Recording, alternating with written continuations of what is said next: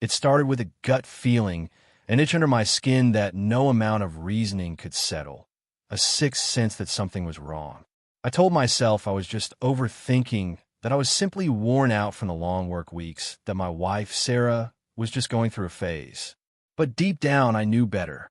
We had been married for 7 years, 7 years of whispered, I love you-s before bed, holding hands under the dinner table, laughter that felt like home. 7 years of believing we were solid. Then came a gala. Sarah had been talking about it all week, a fancy corporate event at a skyscraper downtown, hosted by her company. It's an important networking night, she said, smoothing the fabric of her dress with meticulous care. Something about the way she asked felt off. Not because she wanted me there, but because she expected me to decline. Maybe that's why I said yes. I put on my sharpest suit, smiled at her as we left the apartment, and told myself that tonight would be just another night, that I was overthinking things. As soon as we walked in, I fell out of place.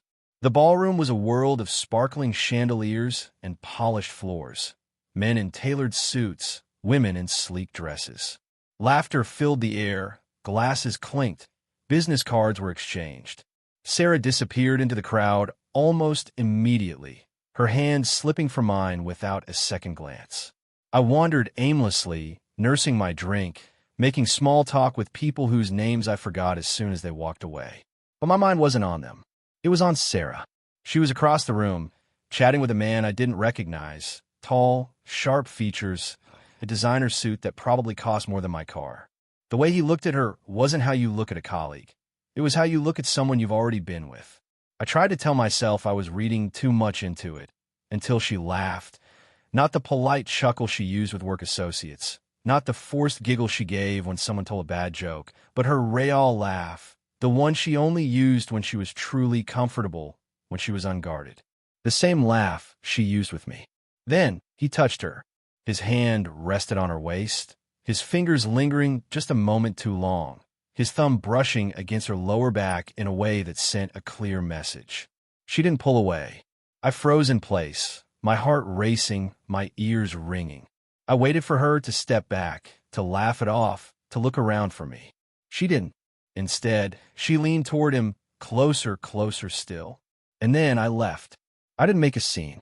I didn't walk over and demand an explanation. I just walked out. The cold air hit me like a slap as I stepped into the night. I climbed into my car, gripping the steering wheel, my mind racing, replaying the scene over and over again.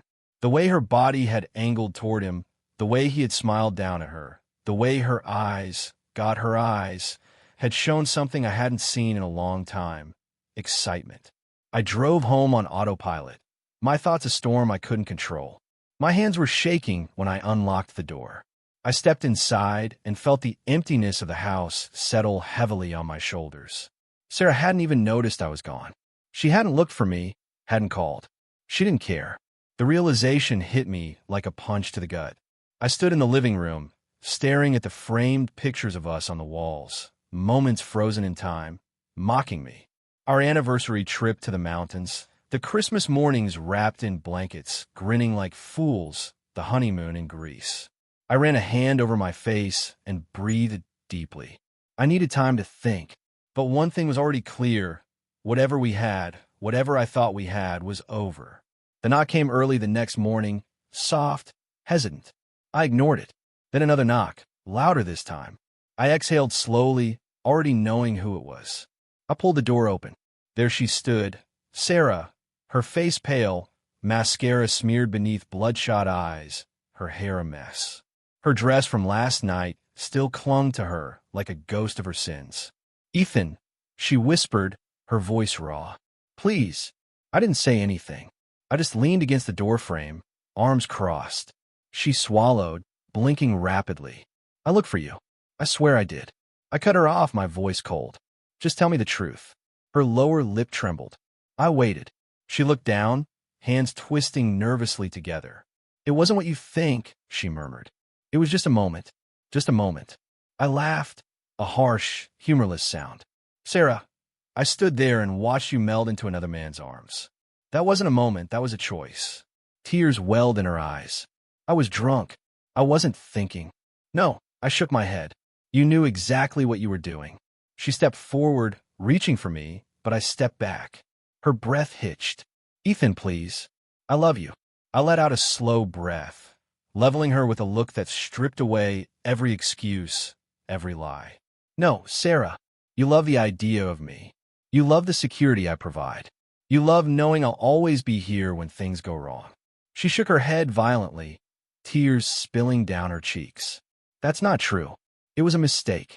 I stood there, staring at her, this woman I had loved for so long, and felt nothing but exhaustion. No, I said softly. A mistake is forgetting an anniversary. A mistake is burning dinner. What you did, that was a choice. Her face crumpled. I don't want to lose you, she whispered. I studied her for a moment longer and then said, You already did. I turned and closed the door. She pounded on it, sobbing. I walked away, and for the first time in a long time, I felt free. The sound of her sobs echoed through the door as I stood there for a moment, listening to the weight of her regret crashing against the wooden frame like waves hitting the shore. But I didn't open it. Not yet. I wanted her to feel this. I wanted her to understand that her actions had consequences. Finally, after what felt like an eternity, the sobs quieted, replaced by the soft thump of her body as she slumped down onto the porch, defeated. Ethan, her voice cracked, broken. Please, just talk to me. I exhaled slowly, not out of hesitation, but from sheer exhaustion. I had barely slept, barely thought beyond the last 12 hours. So, against my better judgment, I opened the door. She flinched at the sudden movement, looking up at me with wide, desperate eyes. Her makeup was ruined, her lips trembling. She looked nothing like the confident woman who had stood beside another man just hours ago, soaking in his attention, basking in his presence. And for the first time since I met her, I didn't feel a single ounce of sympathy. Talk, I said, my voice devoid of warmth.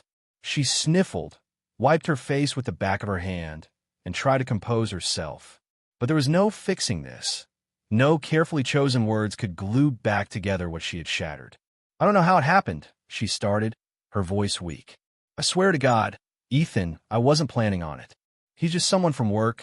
We've worked together for years. And it was never like this before, but things change, and I don't know why. I clenched my jaw, forcing myself to stay silent. He started flirting with me a few months ago, she continued, her eyes darting between my face and the floor, like she couldn't bear to look at me for too long. At first, it was harmless, just stupid office banter. But then I don't know. I guess I liked the attention, and last night, her voice cracked. Last night was the first time it went too far. I let out a bitter laugh.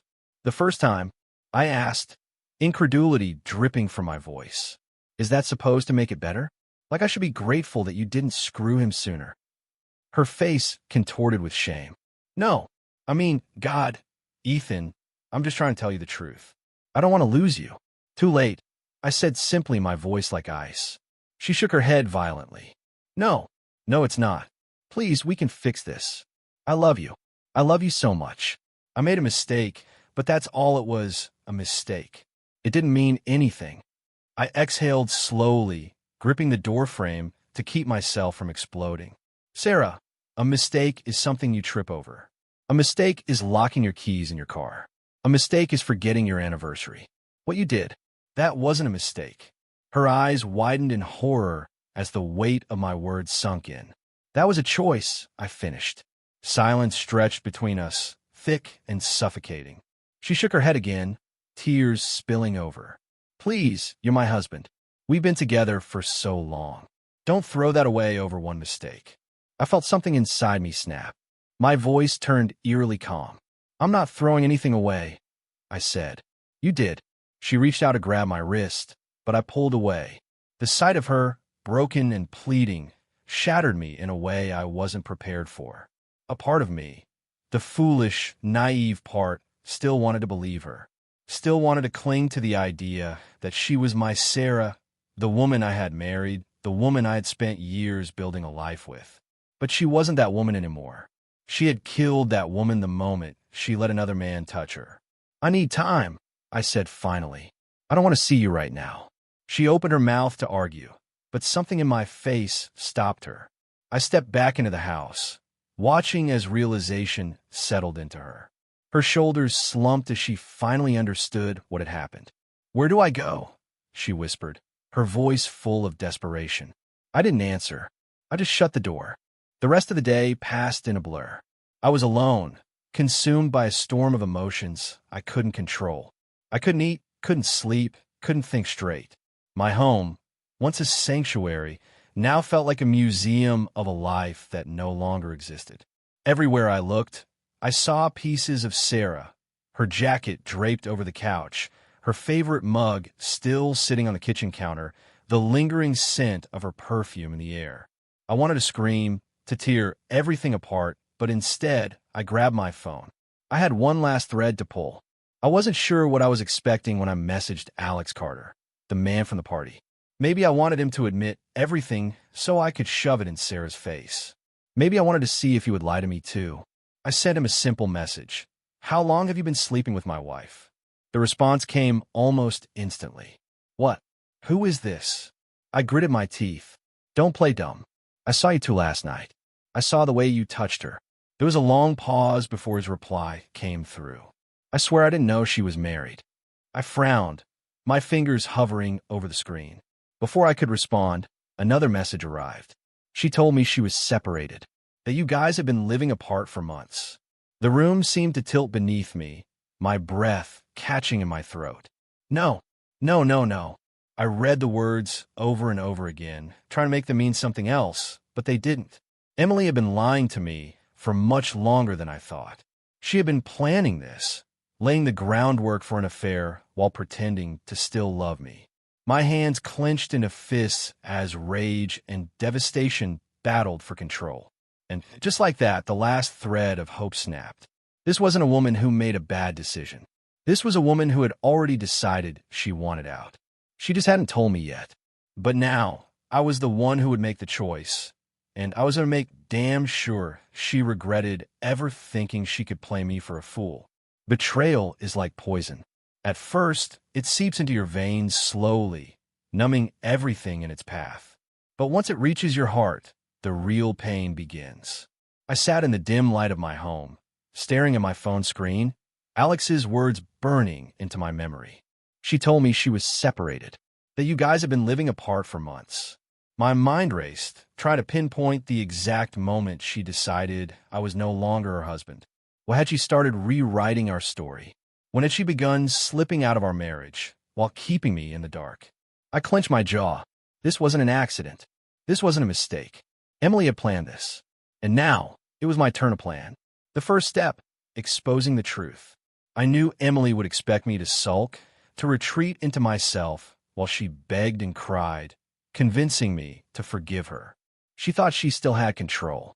She was wrong. I picked up my phone and called Christine Carter, Alex's wife. It wasn't hard to find her. A quick search on social media, and there she was.